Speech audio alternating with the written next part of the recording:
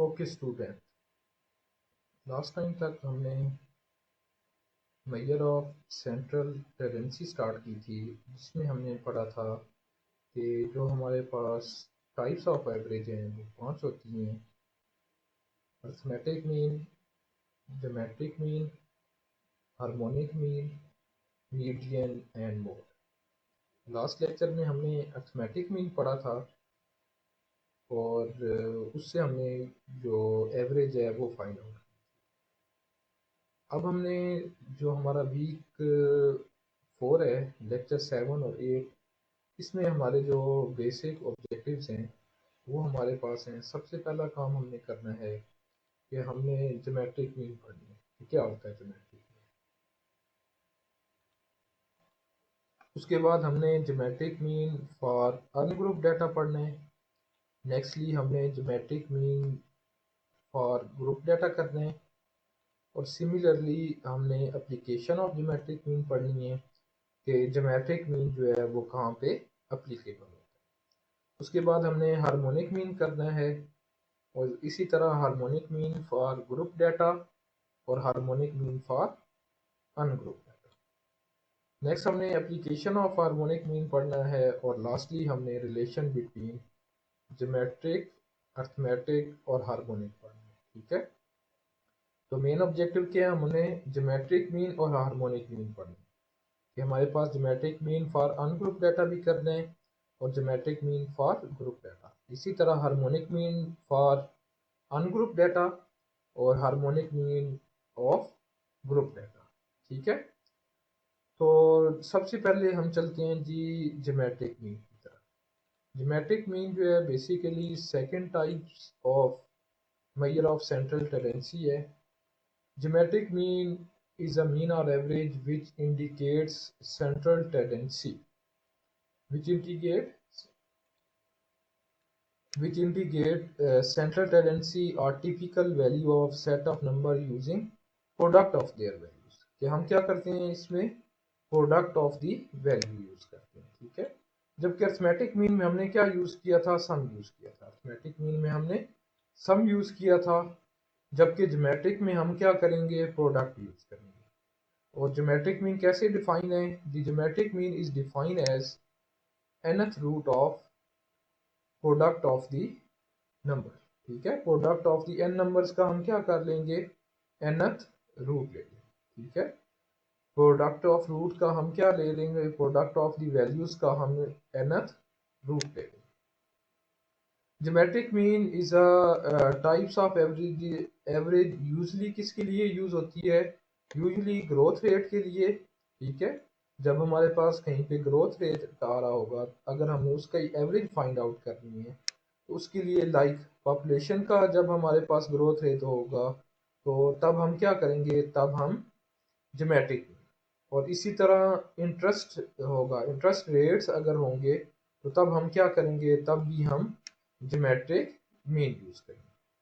While हमारे पास arithmetic mean जो है वो वैल्यूज को ऐड करता था, adds of atoms. Geometric mean जो है वो क्या करेगी, मल्टीप्लाई करेगी, मल्टीप्लाइज दी एटम्स।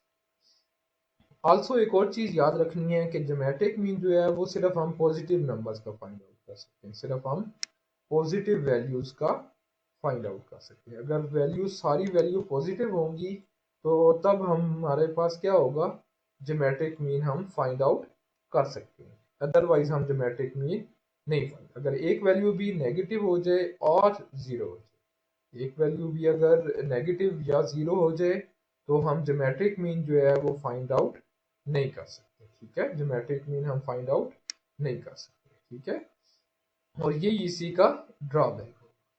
और ज्योमेट्रिक मीन अगर ज्योमेट्रिकली अंडरस्टूड करें तो हमारे पास क्या होगा, दो नंबर्स अगर होंगे तो वो क्या होगा, वन साइड की लेंथ हो। ठीक है, A and B is the length of one side, square जो है वो क्या हो जाएगा, एरिया हो जाएगा। ठीक है, ऑफ रेक्टेंगल। ठीक है, बेसिकली क्या हो जाएगा, एरिया हो जाएगा। सिमिलरली अगर तीन वैल्यूज का हो तो वो क्या हो जाएगा, वॉल्यूम हो जाएगा, वो आपके पास क्या हो जाएगा, वॉल्यूम।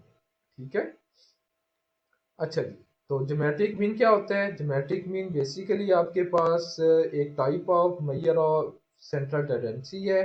ये क्या होता है, प्रोडक्ट ऑफ वैल्यूज को यूज करता है। अर्थमेटिक मीन से ये कैसे डिफरेंट है, अर्थमेटिक मीन में हम सम यूज करते हैं, जबकि हमारे पास ज्योमेट्रिक मीन में हम क्या करेंगे, प्रोडक्ट यूज करेंगे। और ये डिफाइन हम कैसे करते हैं, डिफाइन हमारे पास होता है कि nth root of the product of the numbers, यानी कि हमने nth रूट लेना है और प्रोडक्ट का हमने क्या कर लेना है, nth रूट ले लेना है, ठीक है। और कहाँ पे यूज होता है, यूजली हमारे पास ग्रोथ रेट्स में, पॉपुलेशन में और इंटरेस्ट में। ज्योमेट्रिक मीन आपके पास ड्रॉबैक इसका क्या है कि ज्योमेट्रिक मीन जो है वो आपके पास सिर्फ पॉजिटिव नंबर का फाइंड आउट कर सकते हैं, कोई भी नंबर जो है वो नेगेटिव नहीं होना चाहिए, और सेकेंडली कोई भी नंबर जो है वो ज़ीरो नहीं हो। ज्योमेट्रिकली क्या होता है, बेसिकली अगर दो नंबर्स होंगे तो एरिया को डिनोट करेगा, तीन नंबर होंगे तो वॉल्यूम में चला जाएगा, ठीक है। अब हमारे पास for ungroup data, ungroup data के लिए अर्थमेटिक मीन किसके इक्वल होगा, अगर हमारे पास नंबर्स हैं कोई, हमारे पास x1 x2 x3 so on x है, तो ये अगर हमारे पास डाटा को रिप्रेजेंट कर रहे हैं नंबर्स, तब हमारे पास ज्योमेट्रिक मीन हम कैसे डिफाइन होगा, ज्योमेट्रिक मीन इक्वल टू होगा nth root x1 multiply by x2 multiply by x3 so on xn, और इसका nth रूट, nth रूट का क्या मतलब होगा, इसकी पावर जो है वो हम 1 बाय n लेंगे, पावर जो है वो हम क्या ले लेंगे, 1 बाय n ले लेंगे, ठीक है। पावर जो है इसकी 1 बाय n, ठीक हो गया।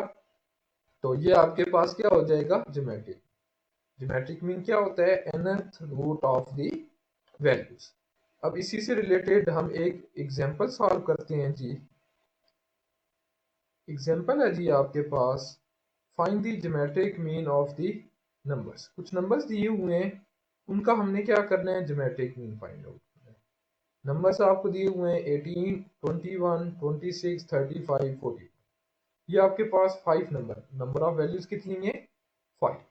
अब हमने यहाँ पे क्या करना है, ज्योमेट्रिक मीन फाइंड आउट करना है, इसका हमने क्या करना है, ज्योमेट्रिक मीन फाइंड आउट करना है। यहाँ पे नंबर ऑफ वैल्यूज क्या है, n, नंबर ऑफ वैल्यूज आपके पास 5 हैं, तो हमारे पास क्या आ जाएगा, fifth root of the product of the values, क्योंकि हमने फार्मूले में क्या पढ़ा है, nth root of the values, nth root of the values. यहाँ पे n की वैल्यू 5 है, तो यहाँ पे क्या आ जाएगा, फिफ्थ रूट आ जाएगा। 4 वैल्यू होती तो फोर्थ रूट आ जाता है, इसी तरह 6 वैल्यू होती तो 6 रूट आ जाता, तो यहाँ पे फिफ्थ रूट आ जाएगा। और हम क्या कर लेंगे, वैल्यूज का प्रोडक्ट कर लेंगे, वैल्यूज का प्रोडक्ट करने के बाद और उसका हम पावर क्या ले लेंगे, 1/5, 1/5 ले लेंगे, तो ये आपके पास क्या आ जाएगा, ज्योमेट्रिक मीन की वैल्यू आ जाएगी आपके पास 26.9256।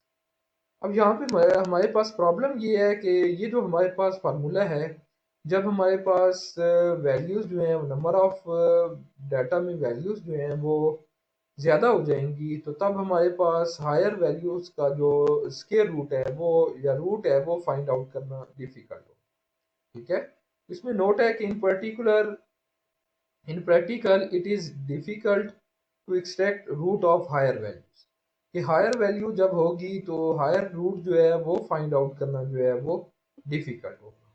तो उसके लिए हमने फार्मूला बिल्ड किया, इसी फार्मूले को एक्सट्रैक्ट करके, इसी फार्मूले को यूज़ करके हमने फार्मूला बिल्ड किया है कि geometric mean is equal to anti log summation log x over n, यानी कि पहले हमने हर वैल्यू का लॉग एक्स फाइंड आउट करना है, उसके बाद उसका सम करना है, उस सम को क्या करना है, आपने नंबर ऑफ वैल्यू से डिवाइड कर देना है, नंबर ऑफ वैल्यू से डिवाइड करने के बाद आपने एंटी लॉग लेना, और यहाँ पे जो लॉग है ये बेस 10, ठीक है, ये जो लॉग है आपके पास इसकी बेस क्या है, 10, ठीक है। कैलकुलेटर पे बेस 10 वाला लॉग लेना है हर वैल्यू का, उसके बाद उसका सम करना है और नंबर ऑफ वैल्यू से डिवाइड करना है। और एंटी लॉग कैसे फाइंड आउट करने हैं, कैलकुलेटर पे एंटी लॉग फाइंड आउट करने के लिए शिफ्ट का बटन प्रेस करेंगे और प्लस आप लॉग का बटन प्रेस करेंगे, तो आपके पास क्या आ जाएगा, 10 पावर आ जाएगी, और वो आपके पास बेसिकली क्या होता है, एंटी लॉग बेस 10। तो फार्मूला जो आप यूज करेंगे वो आपके पास क्या होगा, geometric mean is equal to anti log summation log x over n. Where anti log जो है वो शिफ्ट प्लस लॉक का बटन प्रेस करेंगे।